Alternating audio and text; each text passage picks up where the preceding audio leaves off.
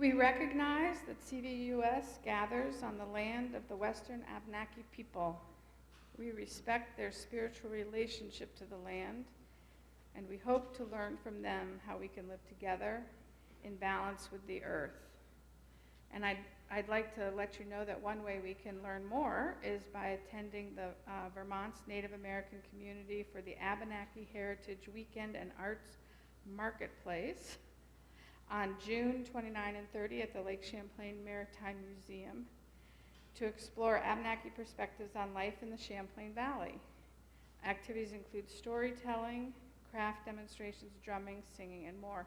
And last year there was enough of a presence from CVUUS that when Vera Longtoe, came in the fall, she realized that we had come out in force for that event. So I hope we can have a lot of people attend again.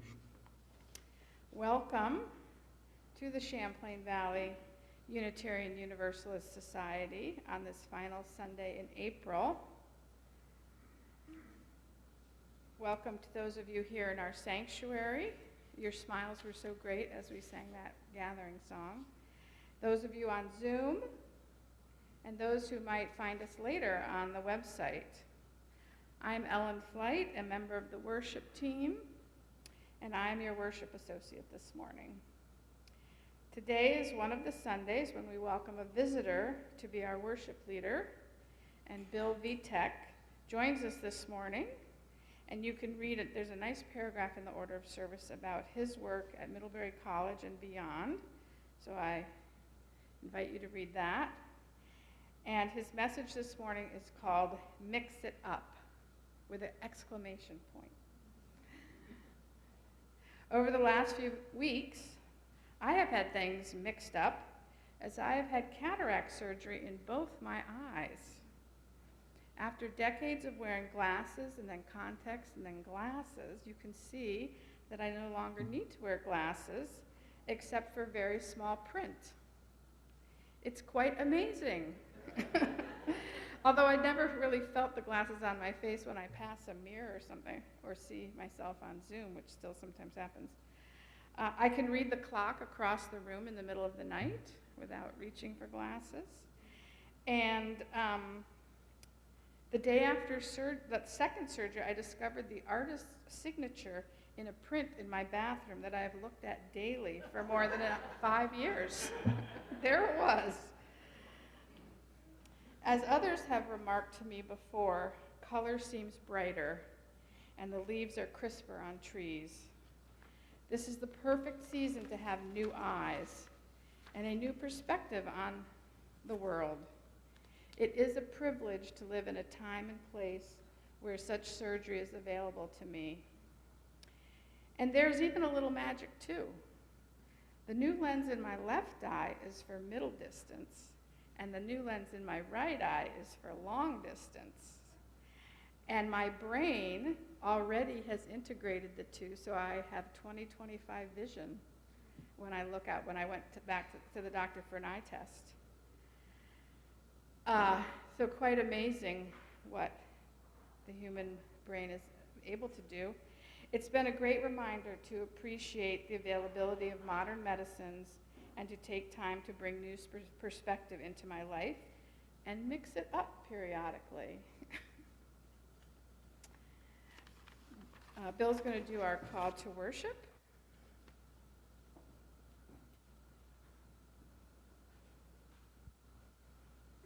Good morning. I haven't stood on a stool in a long time, but I'm happy to have the altitude. This poem was written by Ada Hellier when she was 12 years old as part of a healing ceremony after the shooting in Uvalde, Texas in 2022. It was part of her work as a student at the New Roots program, an outdoor educational school in Moncton. Let your hearts be mended with the string that runs strong from the earth. Erase your pain, even if it flows deep, with the love from others. Hold strong whether the wind blows hard or soft. Soak in the sunshine. Remember the names of each other. Look around. These are your people. They're here today and here tomorrow. Even if they're gone, they will still walk next to you and hold your hand. Look around and say, I got you.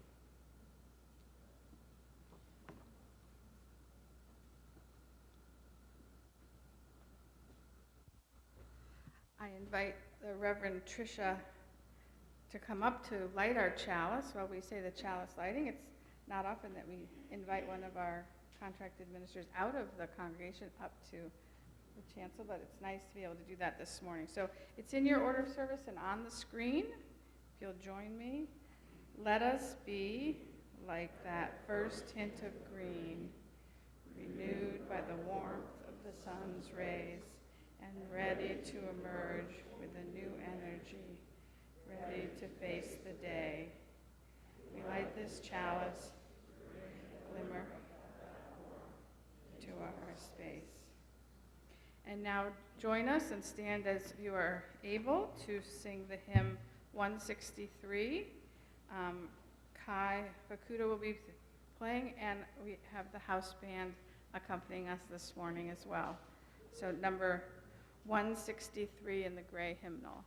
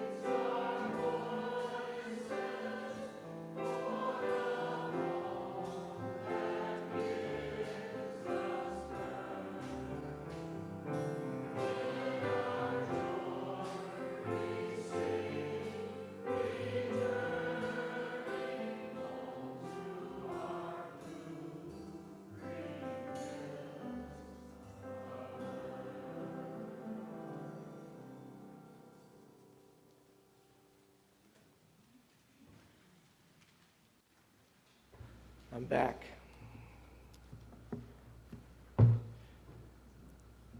I've given a number of Unitarian Universalist talks back when we lived in Potsdam, New York, and over in Canton, and I know this is usually the story time for the kids. Ellen and I decided to not do that this time, so I'm going to read a poem, but yesterday I got the thought that maybe the band could help with this poem, and in the spirit of mixing it up. It's a short poem. Tasha Dean is a class of 25 student at Middlebury College, and she wrote it as part of the 20th anniversary of the the knoll, the farm garden out at the college. And it's about the seasons, and there's motion and movement in it. So if you feel the urge to respond to any of the words that I'm going to say, I'm going to read this poem 3 times. Again, it's very short. But if you got to get up and spin around, or you got to, just, and we've got some accompaniment too. We haven't rehearsed this. This is what it means to improvise. So, marking the seasons. Some kind of change, some kind of spinning around. This is how you mark the seasons. You lay things down, one on top of the other.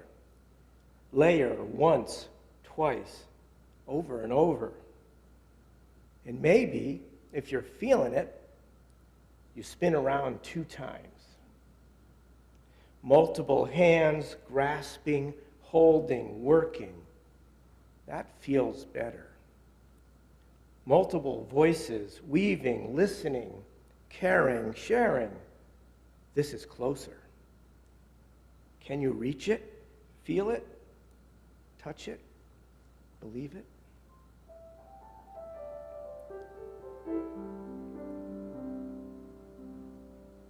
Some kind of change. Some kind of spinning around. This is how you mark the seasons. You lay things down, one on top of the other. Layer once, twice, over and over.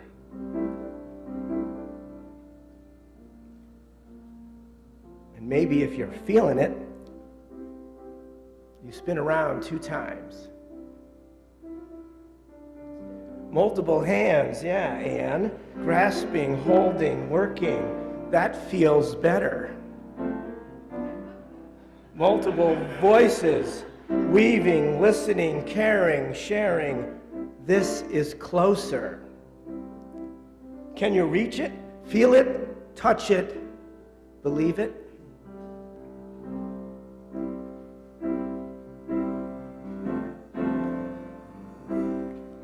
Yeah, some kind of change, some kind of spinning around.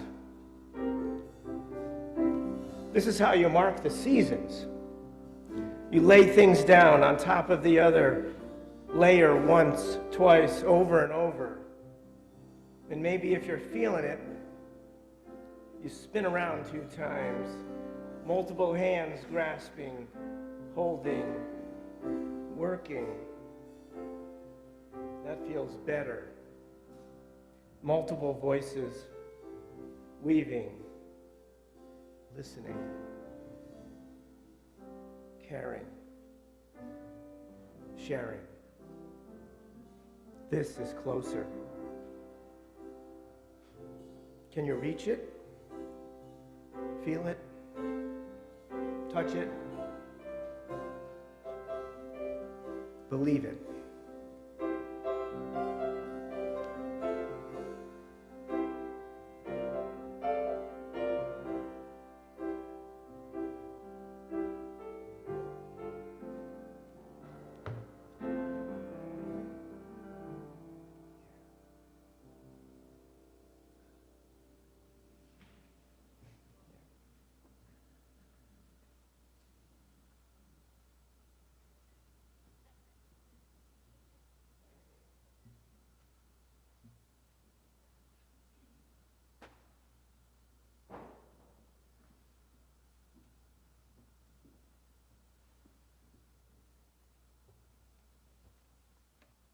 Good morning.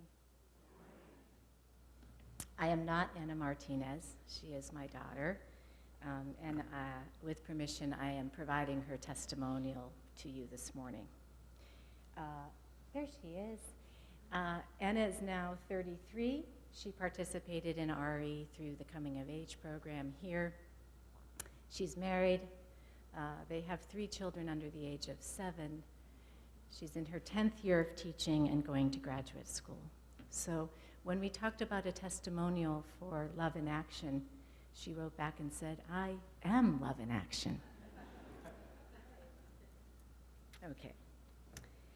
If you were to follow the thread of my marriage back in time, you may find yourself sitting next to Ian Trombulac or Angus Barstow on a Sunday morning in Neighboring Faiths. Although the OWL program is iconic, Neighboring Faiths is inextricably linked to especially memorable moments in my life, each brimming with love and action. My first memory is drawn from a service held at Havara House. The morning we visited, we were asked to sit in a quiet, reflective circle. I was drawn in by the community and curious about how faith and love might be expressed by others. This moment was my hook. This program, as well as OWL, taught me about multiple perspectives and invited me to exercise autonomy in my own faith journey. Down the line, years after that initial experience, I found myself revisiting St. Stephen's Episcopal Church on the town green. No longer accompanied by chaperones, I drove myself to church most Sundays. High school was hard for me. Having exceptionally high expectations paired with equally high energy often led to feeling disappointed in myself and others. Then my best friend left for college. I couldn't wait to leave for college. In the meantime, I continued to attend services at St. Stephen's. I'll never forget the morning I listened to a sermon delivered by Larry Yarbrough. The details are now hazy in my memory, but I recall him telling a joke, perhaps about a Peanuts character, and laughing out loud. I remember laughing. I remember feeling good. In 2015, my husband Joe and I were married by Larry at St. Stephen's. When he asked, "Why did you choose me to marry you?" I answered, "Because you were one of the only people who could make me laugh when I was struggling to laugh at all." My marriage is still very much a story of love in action. In the last year, I've learned across myriad turbulent experiences in love that love in action is the only way to stay in love. Love is not passive. It's a constant assessment of our own fragility. To stay in love sometimes requires the help of others. Love emphasizes our sense of opposing emotions such as loss, sadness, or fear, which can make staying in love all the more challenging. The UU community implores us to remain active and engaged in our faith and love journeys. Neighboring Faiths and the RE program taught me to be curious. My experience taught me to study how others practice faith and love and to have compassion for that practice. It taught me that love is expressed in as many ways as there are people in the world. My experience led me on my own journey, giving me the tools to find a space where I could express love through music, prayer, and silence, among others. At this point in my life, love in action is closely related to self-study and my work at the Groton School. When I say self-study, I mean that after every interaction I have with anyone, I question my response, my tone, my word choice. I'm learning to slow down. I'm reminded of a lesson that Neighboring Faiths taught me decades ago. Love in action could mean movement and energy and arriving at a place you've never been before to explore. But it could also mean sitting in a circle in silence, observing the silence and experiencing the stillness and silence as love in action. I recently attended a conference in New York City and listened to Dr. Young Zhao give a keynote address entitled Learning for Uncertainty. Dr. Zhao offered a number of steps teachers could take to improve the personalization of learning. His broader message, though, was that children want to help, to feel a sense of purpose, and as though they have something to add to our world. Our current school model, which harkens back to industrialization and continues to be stunted by No Child Left Behind and the influence of standardization, restricts students from unabashedly finding and pursuing that purpose. In my work at Groton, helping students achieve a sense of purpose and self-worth is paramount. We see our goals in the Academic Skills Office as interconnected to identity formation, a process by which adolescents understand themselves and their place in the world. As students cultivate their identity and garner a sense of belonging in an academically rigorous environment, We support skill acquisition that we hope will elevate and broaden their impact at Groton and beyond. This includes hard skills like organization, time management, and planning and prioritizing, but it also includes practicing difficult conversations, learning from difficult moments, and having patience when breaking a habit feels like an insurmountable goal. Knowing that faith and love have myriad expressions enables me to release strict adherence to a specific project process by which a student must cultivate a skill. Does your not using Google Calendar to schedule our meeting today shoot a pang of feeling through my heart? It does. Do I love you less because of it? No, we're just different. Purpose, after all, is nowhere to be found in the Google suite. Above all, we hope that our interactions with Groton students inspire them to fuel future love and action. Thank you for manna.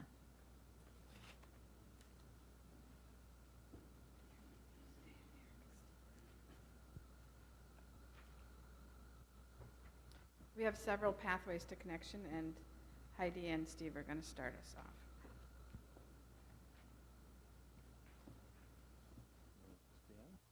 Sure. Good morning. As you know, Heidi and I have been helping the stewardship campaign team this April, and we have just a few quick announcements about how we're doing, and so here we go. In the spirit of the morning, we haven't rehearsed this, so I'm taller than we'll you. elbow each other at the appropriate moments. So we've gotten 65 pledges in as of yesterday. I think a few more have already come in this morning.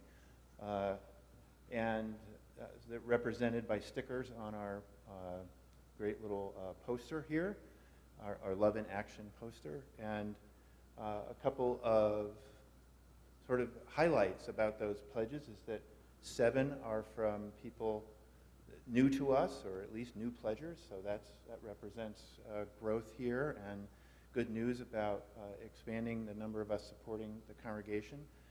And also many people have been able to increase their pledges and combine from prior years. So those people, the group of people that have pledged are running ahead of similar numbers from last year. So those are all good news. We've raised about $205,000 in pledges so far. So, and we expect, given the history of giving in the past, that there are about 50 people, 50 people, who have yet to pledge. So we're looking forward to them. And the campaign is coming to a close. We have one more week, so if you're one of those people, please get your pledge in. See us afterward if you have any questions. How'd I do? Great. I'll just add that thank you all for your involvement, your discernment, and your help. We really need it. And we've been getting some feedback that people may need more information to make an informed pledge. And we've tried through budget meetings and circle suppers and lunches and blasts to get the word out, but we can always improve upon that. So Steve and I will be available afterwards if anyone has specific questions. We'd be happy to try to address them. Thank you.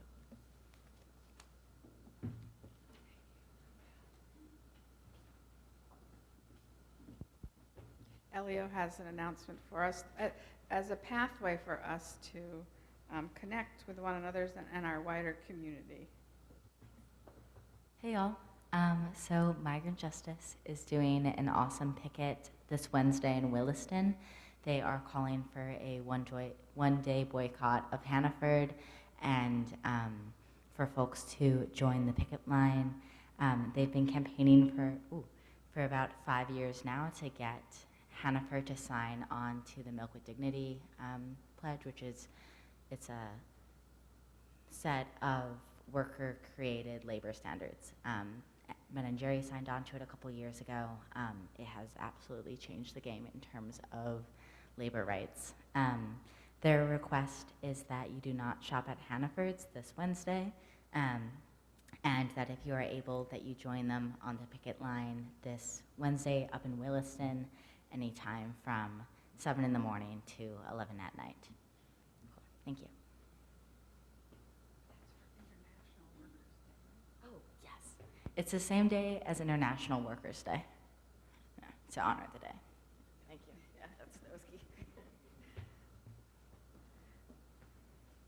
I think you can talk to Elio too. There's a time when a group from this area will be on, I think there's an hour set aside. 5 to 7. So if you want to join others here and have that pathway to connection with folks from here as well as the larger community, that would be a time to go. And very important today, and I noticed that lots of people must be thinking along these lines, it is Blue Jean Sunday. And it's not in your order of service, but it's an opportunity for us to connect and also work on some projects here at the church in the sanctuary, indoor-outdoor. And there will be, I think it said pizza and sandwiches available at noon for those of you who are staying. And we'd love to see a good crowd out for that. I think that covers it, Alan, correct? Okay. And then somebody also suggested that a week from yesterday will be Green Up Day here in Vermont, so it's another opportunity to take care of our earth, get out on a crew, and do that. And now it is time to take up the offering, which for this month, as you've been hearing, goes to the Climate Economy Action Center of Addison County. Undesignated gifts will be split between the work of caring for our environment and the ministries of CVUUS. And you can use the QR code, put cash in the basket, or write a check. So we welcome the music of the band and Kai for our offering.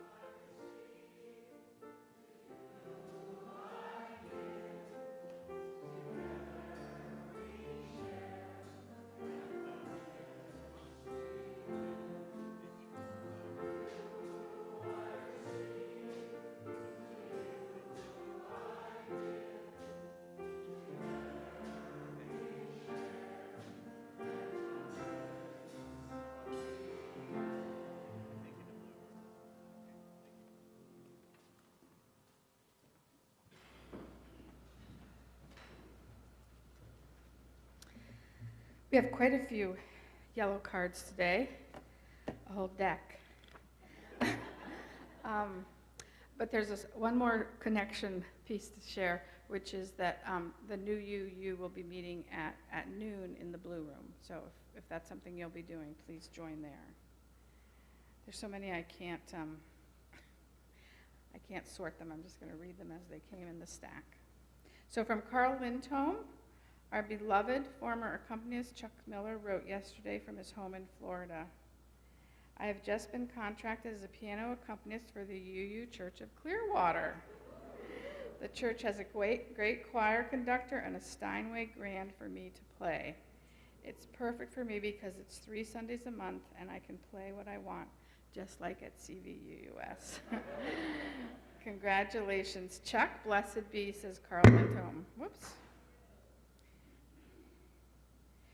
Mary Collin reports from Zoom that her mother-in-law is celebrating her 90th birthday this weekend. She is healthy and happy, and her 8 grandchildren all contributed to a moving video sharing wonderful memories of times with her. Unfortunately, Mary missed out on all the celebrating because their old dog decided to play with a young porcupine, and she spent last night at the emergency vet clinic. Cass Singh tells us that Elise, my middle child, celebrates 17 years tomorrow. If you see her, please wish her a happy birthday. And Poppy, our director of RE, her son Milo, who grew up at CVUS, is going to Vassar College next year! Exclamation point. And Elio says Middlebury College began our Palestine Solidarity Encampment today, feeling lots of hope that our protest will remain nonviolent, and grateful for student, faculty, staff, community, and alum support. And Jordan and Margie are thrilled to hear that their daughter Meg has married her longtime partner in Portland, Maine. While she promises a more conventional celebration in the future, we were happy that she and Jake did it their way. And finally, from Catherine Schloff, a member of CVUS needs a ride to and from a doctor appointment in Ticonderoga this Tuesday, May 7th. I think it's not quite May yet, but that's the next week. Is that right, Is Catherine here? Okay. She will need to be picked up at 11:45. She is offering to pay for gas. If you can help with this, please contact Catherine Schloff of the Caring Network. So we will now move into a brief time of contemplation, and I will share with you the words from Irene Glass and Rebecca Savage, and when we are done, the choir will sing, and that's how we'll move out of contemplation. So the words are, today we are charged to remember, to know that as we live together in community, we are also in community with the silently singing lives of the vast congregation of the earth as well.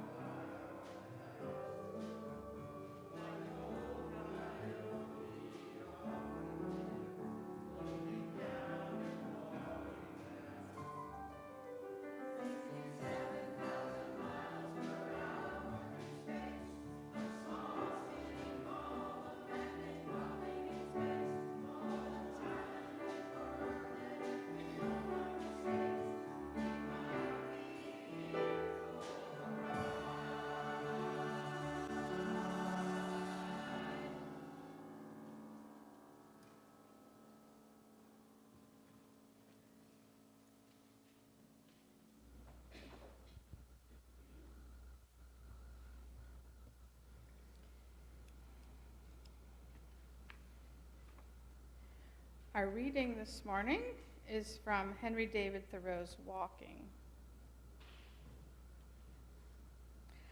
I took a walk on Spaulding's farm the other afternoon.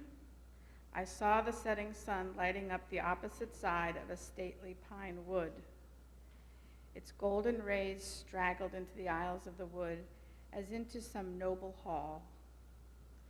I was impressed as if some ancient and altogether admirable and shining family had settled there in that part of the land called Concord, unknown to me, to whom the sun was a servant, who had not gone into society in the village, who had not been called on. I saw their park, their pleasure ground beyond the wood in Spaulding's cranberry meadow. The pines furnished them with gables as they grew.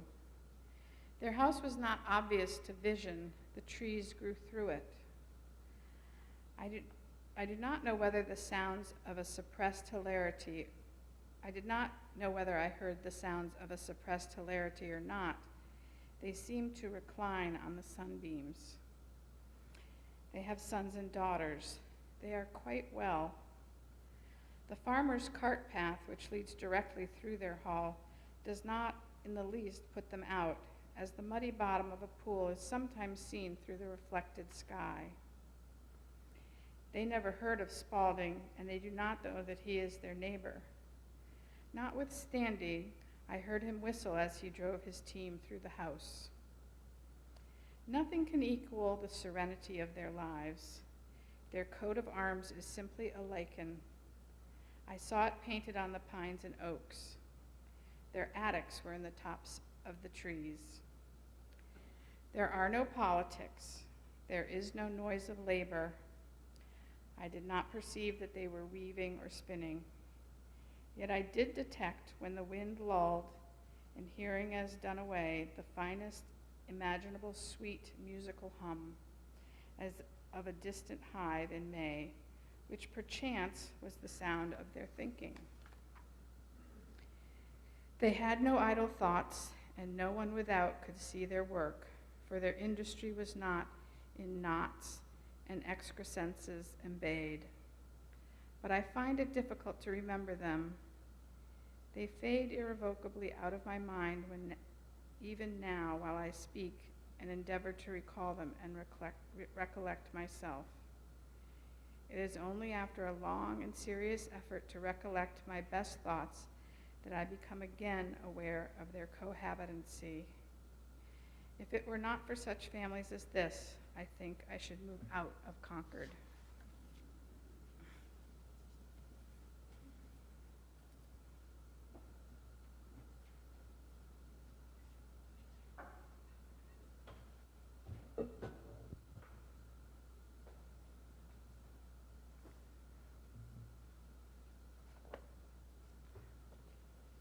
All right. Thank you again for inviting me here. It's always wonderful when I get a chance to speak at your congregations, even if it's on short notice like it was this time, and about a topic that would appear to make me an odd choice. In case you don't know, the theme for April in this congregation is, what is religious community for? Yes, I grew up Roman Catholic, attended Catholic schools and universities for a time, and briefly considered a religious vocation. But that all ended 50 years ago in a first-year college course taught by a priest who told his young charges that they were baby Catholics and that the church needed adult Catholics, and he was more than happy to help. He also said that many of us would not make the transition, and he got that right. Imagine my parents' surprise when I returned home for Thanksgiving, spouting challenges to and critiques of the Catholic Church that I learned in that class. My father was incredulous. He actually asked me if I was willing to risk burning in hell for eternity for those new views of mine. I'm quite certain he wanted to burn down the university. But I never looked back, and I have never again belonged to a religious community. nor do I have any plans to join one. But it's the strangest thing. As I look at my day job as an educator over almost 4 decades, it seems that I am constantly seeking some form of religious community, though often with other names and no fiery hells. I find easy common cause with many sacred practice traditions and am frequently reading works by authors with strong faith traditions. My friends and colleagues frequently observe with some delight and teasing that I'm still a Catholic deep down. It has taken me a long time for me to acknowledge and appreciate what fine and holistic educational and life experiences I received in the Catholic tradition, which is to say, it still feels like home, even if I live these days mostly out back in the tool shed. So the invitation to speak with you today is a chance for me to sort some of this out, and hopefully in the process to articulate what I think it is that religious communities offer us that is so important now more than ever, and why I've never really rejected them, though my dad would probably disagree. So here's the short version of my talk in case it gets boring. Not in case, it will get boring. Religious communities are creative atmospheres. I'm going to use that word a lot, atmosphere. Are creative atmospheres that feature multiplicity, diversity, slow time, deep thinking, conversations with our neighbors, including those in the other than and more than human worlds, singing and caring, work and play, all of it mixed up together and in ways that mimic wild nature in the earthly atmosphere that envelops us and creates our earthly home. So that's a mouthful, and I'm going to try to explain that now in the next few minutes. The phrase religious community lends itself, obviously, to more than a few interpretations, and even the etymology of religion offers many explanations and meanings, not all of them compatible. This is not a philosophy seminar, and you have outdoor work to get at, so I don't want to hold you back from that. But let me offer what I think of as some common, observable facts about religious communities. And I'll say it here just once, but it's implied in all that follows. At their best, and in my experience, religious communities have these 5 features in common. And we can talk at the coffee hour if you have others to add or disagree. 1, they honor the integrity of the individual members while prioritizing community identity and commitments to a larger world of meaning, whether transcendental or spiritual or nature-based. I's and me's and even they's become we. Humility and hospitality are encouraged, and together the we's help heal and care for each and all. 2, religious communities stand apart from contemporary societies and in some cases are in direct opposition to contemporary social values. They work to transform the larger society's worst tendencies toward injustice, selfishness, and willful ignorance. 3, religious communities even offer alternative temporal and spatial options. You have your own calendars and holidays. You create sensory enhancements with candles and music and incense and art to create a sacred space, all with the goals to help your members experience a different reality, literally a different way of being, even if it's only for an hour a week. And to offer respite from the demands of an otherwise daily life that is relentlessly cranked up with the noises of productivity, competition, and deadlines. When's the last time you used the word deadline or heard it? It's an awful word. There's no ambiguity about the consequences. And we use that word all the time, even with children. 4, religious communities welcome and even prioritize conversations about the big 3 questions. Where did we come from? How are we to live? And what is to become of us? No religious community is without multiple opinions and answers to these questions, despite their creeds and commandments. Nearly all of them have worked out ways to keep the questions alive for every generation. Not without controversy and schisms, of course. It's an awkward and delicate dance that seeks to preserve tradition while allowing us to grow into new forms and applications of that tradition. And 5, religious communities represent one of the few places left where people can still come together as families and neighbors, even as enemies, for some small portion of the week to sing, think, eat, rest, and carry on. These sorts of activities used to be done at home and in neighborhoods, but less so these days. And I think this gadget is a big reason why we don't gather and spend time mixing it up with each other.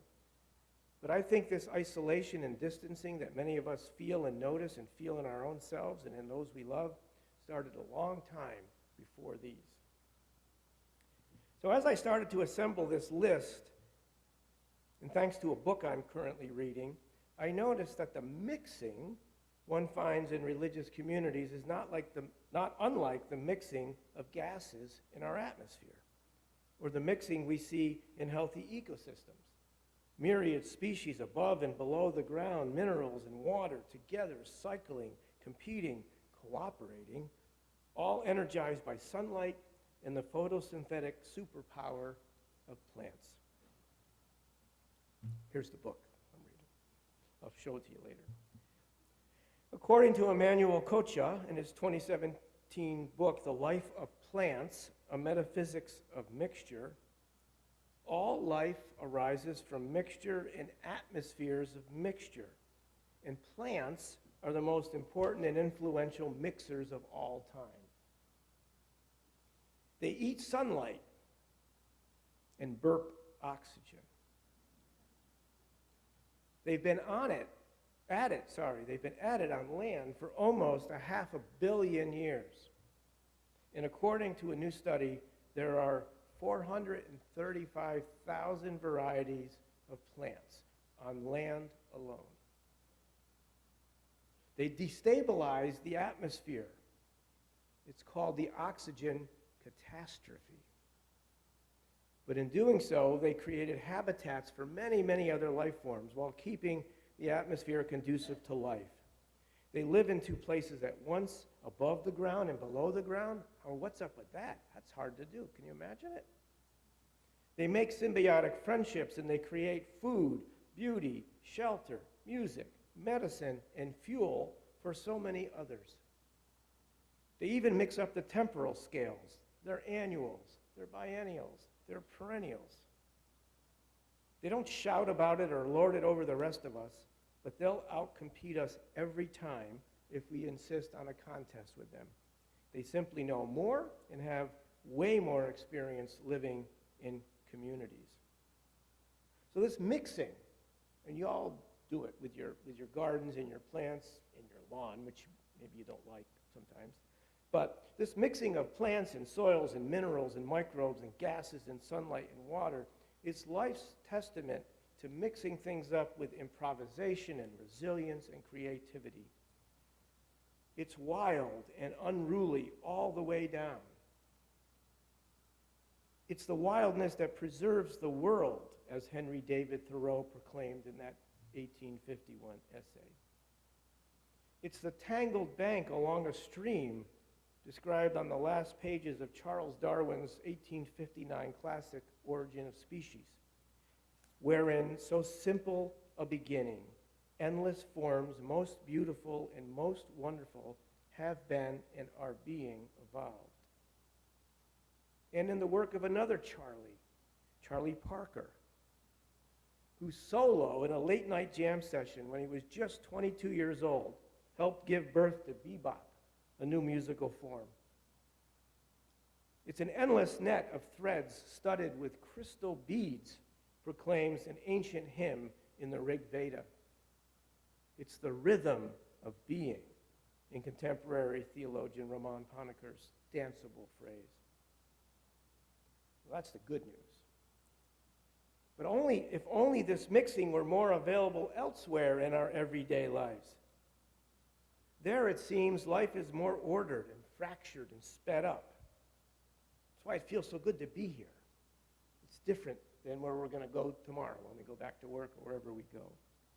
Divisions seem everywhere out there.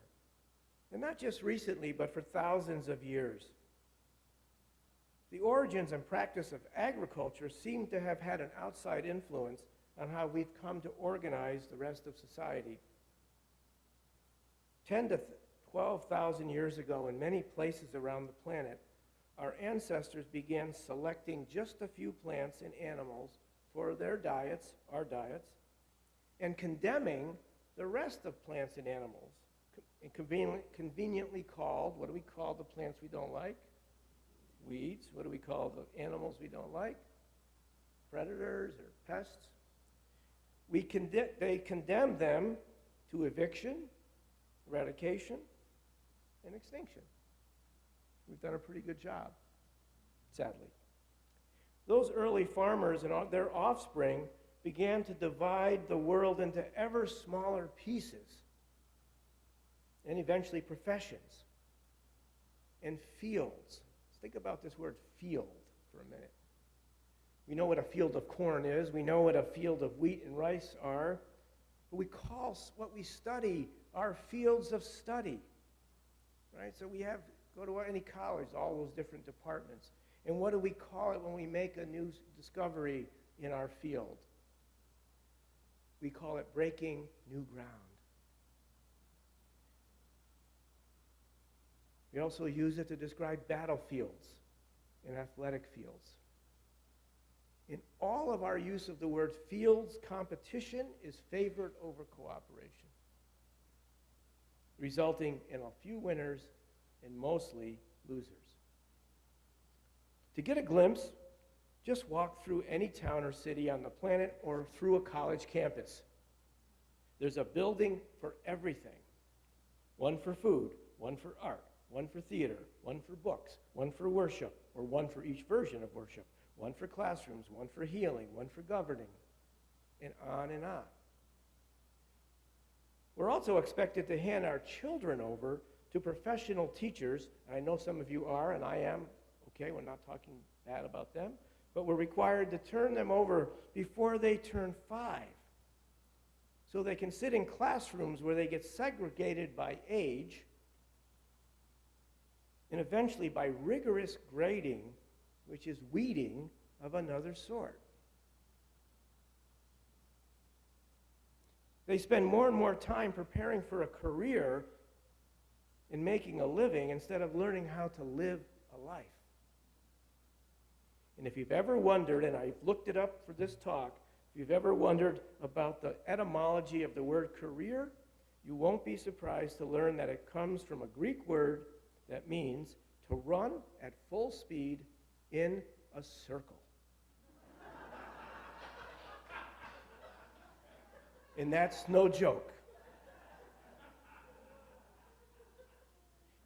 And it's no wonder we feel exhausted and lonely and anxious. I'm almost done. So how can we invite greater mixing and merging in a broader range of our communities, religious or otherwise? I hesitate to offer any advice to a religious community that is in its very name celebrates mixture. And thanks to Ellen, I learned that about the Unitarian Universalist. Used to be two separate ways of doing their things, and they got together, right? So you celebrate it in your name, two traditions, the head and the heart, and your openness to many gods, or no God at all. My brother-in-law, James, who is here today with us, tells the story of talking to his mother while he was in college about his interest in visiting a nearby UU church. She said, "Why would you do that? They don't believe in anything." That's my mother-in-law. But she was right in a way. You don't believe in any one thing. You believe in many things. You invite guest speakers with views of their own. You eschew creeds, and you welcome independence of thought and interdependence of shared reflection. That's hard to do. So thank you for your good examples. But as we leave this sanctuary and re-enter the communities and institutions we live in for the rest of the week, I hope we might begin to take stock of how much or how little life-sustaining mixing and mixtures occur in them. To imagine how these communities and institutions might become more like living atmospheres, with greater diversity, celebration, and improvisation at their cores. And how in our personal lives and daily habits we might give greater attention to slowing down. I loved hearing that in Anna's testimonial about slowing down. To welcoming interruptions. To just lightening up. To gathering more in groups. Walking more without these things in our ears. Learning the names of our neighbors, humans, plants, and animals alike. We might also try celebrating and emulating the multitaskers and generalists we know with deep regional wisdom, rather than those globe-trotting specialists with lots of letters after their names. Or consider the possibility that the greatest influence and impact we can have in our lives might occur within the area that we can cover on a slow afternoon walk.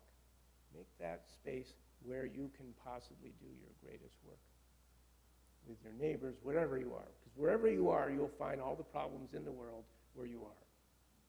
And imagine what you can do if you spend your time there in that space. You don't have to stand in line at the airport anymore. Or simply try to witness and experience with your whole selves, our whole selves, the joys or frustrations or loneliness of other beings in our neighborhoods and communities.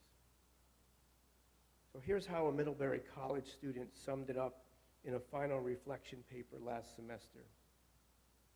She said, "There seems to be no realistic, long-term solution to the problems we face other than solidarity, communal and collective living, systems thinking, thinking focused on longevity, rootedness to place and to people, repair and nurturance, slowness, and deep consideration." That sounds like the work of religious communities to me, wherever we can find them or create them.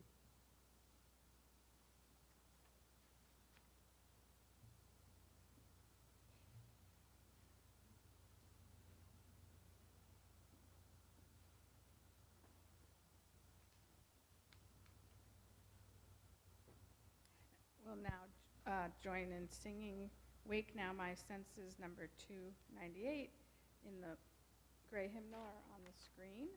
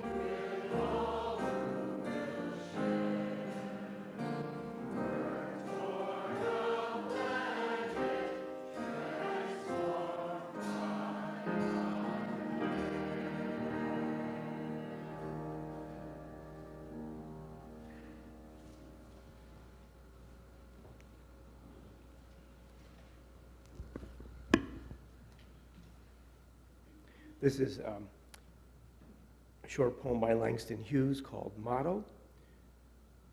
I've changed the words a little bit so it fits more like an ending that speaks to all of us. Play it cool and dig all jive. That's the reason we stay alive. The motto, as we live and learn, is dig and be dug in return.